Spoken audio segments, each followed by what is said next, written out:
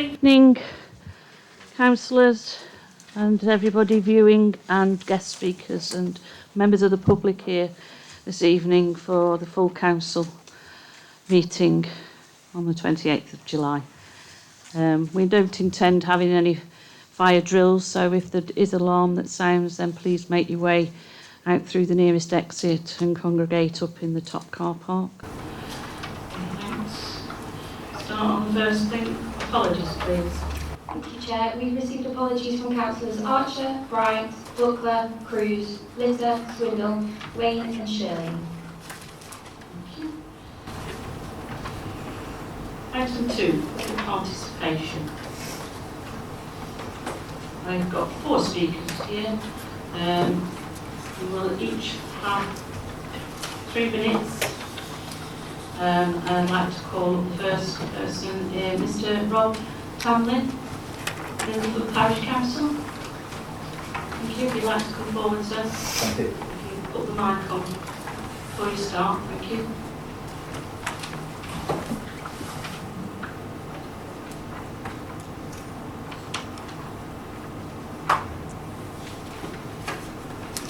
Good evening, councillors. When I moved to Upper Padley in 2004, it was possible to walk down to the sidings and as far as the signal box without any fences or gates. Nothing was stored on this site and there were no ongoing works carried out from there. However, within the last 10 years, the level of works has intensified to a point where it has become an almost 24/7 operation.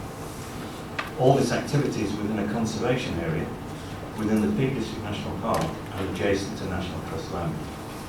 Road access to this location is not easy, and there have been problems in the past with large vehicles getting stuck in the approach roads.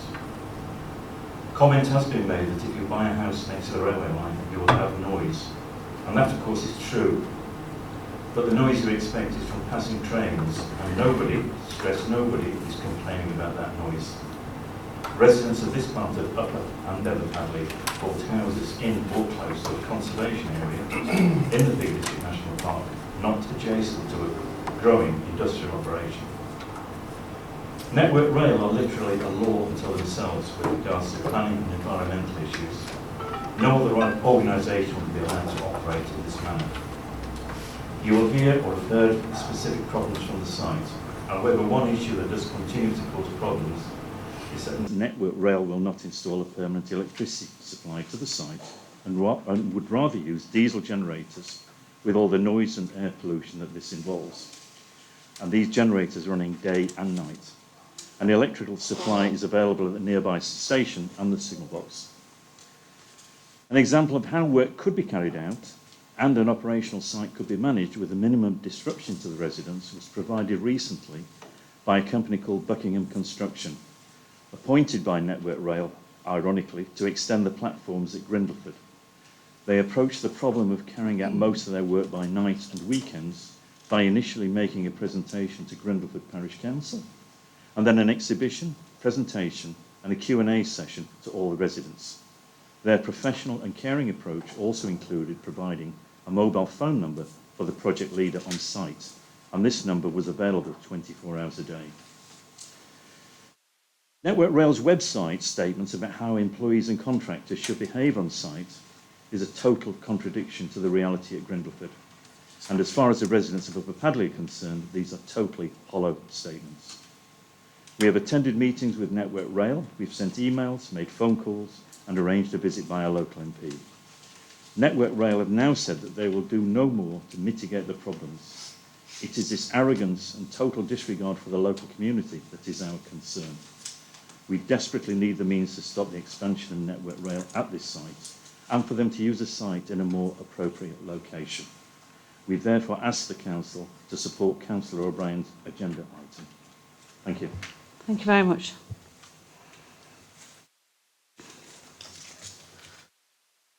Next, I would like to invite Mr. John Davis, Grindleford local resident. Thank you.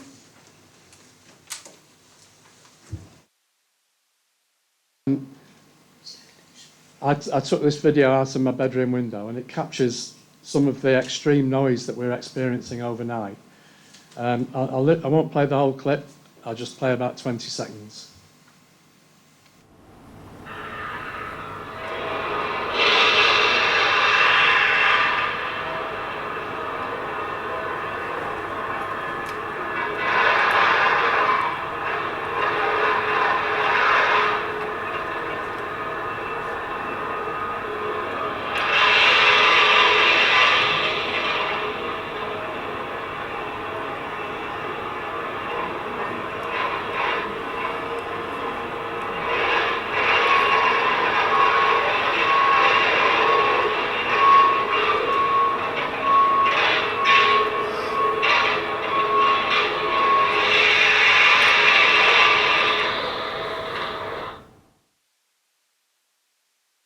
So that's just one example. We've got dozens of them taken by ourselves, by residents that live nearby, over the past up to 5 years. There's work happens on this site every single weekend and quite often during the day. We've just received a letter outlining that there'll be work on every weekend throughout August, September and October. We've got other letters that would cover the rest of this year. In the letter it says some noise should be expected. There are 20 properties directly adjoining running along the side of the rail yard. Our gardens end up, you've got the railway track at the end of the garden, then the yard is over. Literally 50 yards away from our front doors, that level of noise is happening on a regular basis. There are other people who live slightly further away because of the nature of the area. It's like an acoustic bowl. Another 30 or 40 houses that have told us they've been affected by this noise. As Rob said, the area itself is a designated conservation area. On the railway platform, there are posters by the National Trust encouraging visitors to enjoy a breath of fresh air and peaceful views. We just don't see that activities at this level should be allowed to take place so close to residential properties, and particularly in the setting that they're in. We've made hundreds of complaints to Network Rail over the years, and with Peter's help, we have convened some site meetings, Zoom meetings. Sarah Dines visited and wrote on our behalf, but we've seen no change in the way these people operate. We've engaged our environmental health team. We're in the process of trying to share some more of these videos with them to give them some more evidence. But the disruption continues.